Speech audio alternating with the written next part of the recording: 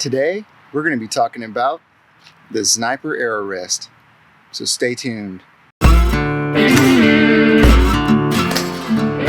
Welcome back, everybody. You're watching Point on Archery, and I'm your host, Brad. Thanks for being here today. So today, we're going to be doing a video on the Zniper arrow rest. This is the box that I got recently in the mail from Lancaster Archery.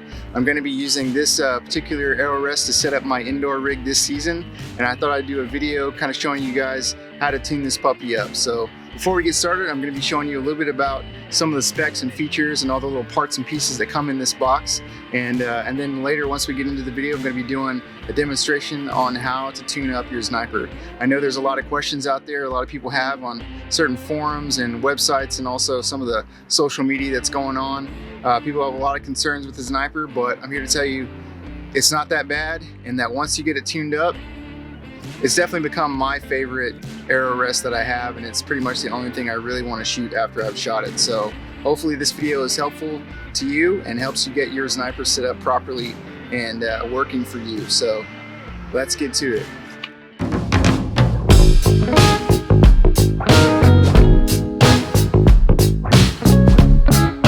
The Zniper arrow rest is a bolt-on, magnetic drop-away rest designed for BAREBOW.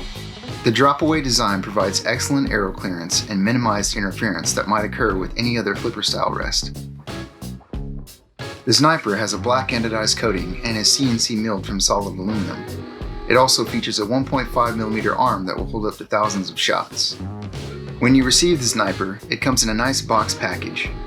Inside the box package, it comes with a set of instructions to help troubleshoot, the Zniper wrapped in bubble wrap, a set of tools to adjust the rest, some extra screws just in case, and a nice microfiber cloth to keep your Zniper clean. All in all, it's a nice package. Okay guys, before we get started into the tutorial tuning part of the episode, I want to go ahead and let you guys know I recommend that you go ahead and tune up a good set of arrows with your rig currently set up with whatever rest you have, whether it be a ZT or a Cavalier, whatever type of flipper rest that you might have on your rig right now, because it's going to make tuning and playing around with this bad boy a lot easier. It's going to make it a lot less tricky and a lot less frustrating once you start slinging arrows downrange. So there you go guys, go ahead and do that before we begin, and let's jump into it. Okay, so assuming that you've tuned up a set of arrows for your rig, let's pull off the current rest and bolt on the Zniper and reset your plunger back to center shot. Remember, when bolting on the Zniper, set it up so that the wire rest is centered on the plunger button. Now that we have that taken care of, let's take a look at some of the Zniper parts and pieces and how to make adjustments. The Zniper has three main set screws that affect how your Zniper is set up. They are the wire travel set screw, the wire adjustment set screw, and the wire tension set screw. The wire travel set screw adjusts how far the wire drops below the arrow. I have mine backed out all the way to allow for the maximum amount of clearance. The wire adjustment set screw allows you to get the perfect position for your arrow to be centered on the plunger. Note, it also allows you to move the arm up, down, left, and right. And finally, the wire tension set screw adjusts how sensitive the wire is when shooting to achieve the perfect drop stiffness. Note that when you adjust the wire tension, it also has the side effect of raising and lowering the arrow position on the plunger, so make sure to reset the wire position after tension adjustments.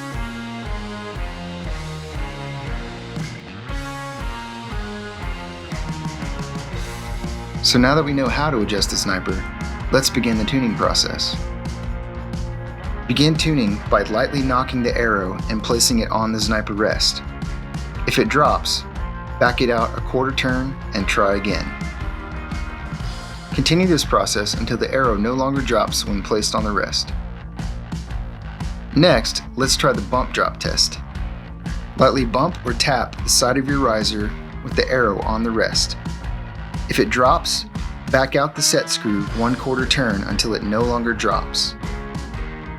Continue this process until the arrow no longer drops when you lightly bump or tap the riser. After that, there is the draw and let down test. Load an arrow and facing a target or a good backstop, draw and let your bow down normally. If it drops at any point of the draw or letdown process, back out the set screw an 1/8 to a 1/4 turn until it no longer drops. Once you've got it set up so that it does not drop upon drawing or letting down, it's time to double check the arrow center on the plunger and reposition the nocking point. Because the Zniper is a drop away rest, you will have to start with a nocking point about 1/4 of an inch lower than your normal nocking height. I usually start about 1/4 to an 1/8 of an inch above 0 on the bow square to start off. Finally, if for any reason the arrow isn't centered on the plunger, loosen the wire adjustment set screw and set it up so that the arrow is centered on the plunger. This can be a little tricky, but once you figure it out and get a good technique, it's not that bad. So now that we have the nocking point lowered for a better starting point, let's get to the fun part and start slinging some arrows. Begin bare shaft tuning the Zniper at close range. I usually start about 5 to 10 yards to start my tune. The Zniper should drop upon every shot. If it does not drop, screw in the set screw to lighten the tension 1/16 to 1/8 turn until it drops upon every shot. Once the Zniper drops every shot, then begin adjusting the nocking height up or down until you achieve the desired arrow flight. From there, walk back tune from 15 to 20 yards by adjusting your Zniper and nocking point until your bare shaft arrows are grouping with your fletched arrows. Once you get back to your final tune distance and have everything set, make any final plunger adjustments needed for center shot and plunger stiffness. Confirm there are no false drops or any drop fails. And finally, tighten the Zniper arm adjustment screw, the Zniper bolt, and plunger screws to make sure everything is locked in place. And with that, your Zniper should be totally set up and ready to go. Okay guys, so hopefully you've been able to set up your Znipers without any problems. At this point in the video, I'm going to start taking you guys through some of the troubleshooting stuff that I've come into that some people are having on some of the social media, and hopefully it's helpful to you, and hopefully it helps you get through some of those trouble spot issues that you're having with the tuning process. Okay guys, so one of the first things I'm going to talk about when it comes to troubleshooting and some things I've seen in the field are some people are having issues with the Zniper arm itself, the wire arm actually drooping and sagging. As they're loading an arrow, it'll actually start to droop, or the arrow itself over time will start to sag and droop. There's a couple of issues that could cause this. One is not tightening the set screw itself enough. The other issue could be over tightening and actually stripping out the inside of the little housing. So try not to over tighten it. Give it a nice hand tight, but you know, just set it and forget it. Inside the manual, it's going to tell you to check it after every 50 shots or so. With both of my Znipers, one that I shoot for my field archery bow and the one that I've currently set up on this D-cut Rhino, I haven't had any issues. Once I've tightened it down and locked it good with a hand tight fit, it stays and it hasn't moved at all. So you really shouldn't have any issues. Just try not to over tighten it, try not to strip it out.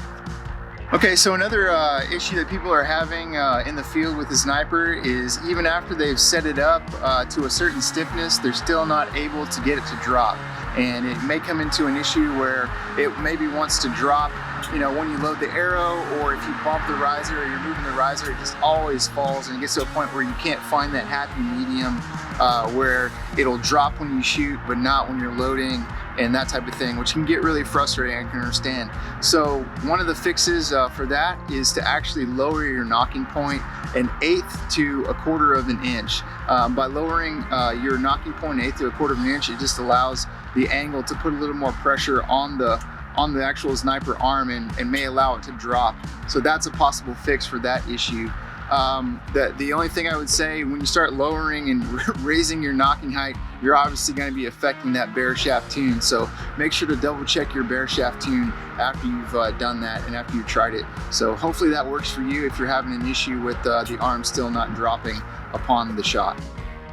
So one of the other issues that people are having with their Zniper not dropping whenever they run a negative tiller on the lower limb, say like, you know, you tune for 20 yards or wherever your crawl is for 20 yards, the closer and closer you get to your point on distance, it might actually be changing the pressure on the Zniper arm itself, which may result in it not wanting to drop. So try if you're having the issue still, but by changing your nocking height and adjusting the tension on the screw here, and it's still not dropping, if you're running a negative tiller, try taking that negative tiller out.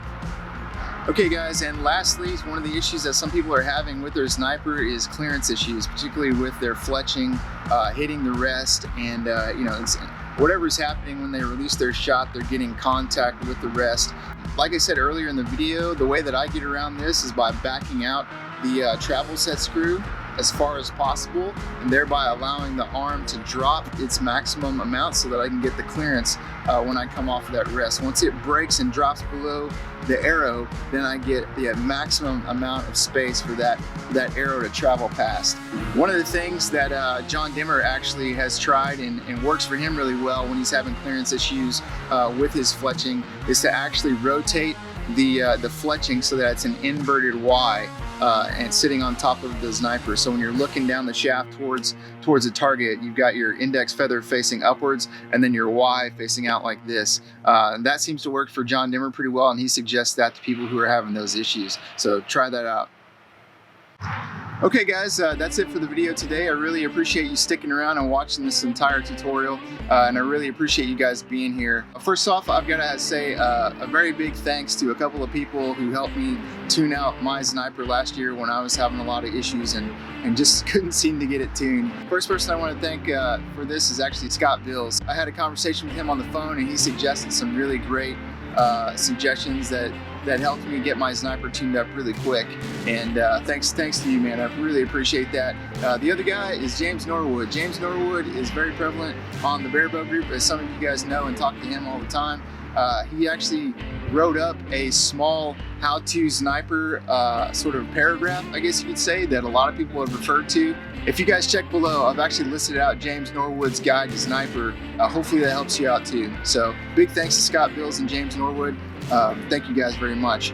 Okay guys, that's it for the video today. I hope you liked this video. If you did like this video, hit that like button below. I'd really appreciate it.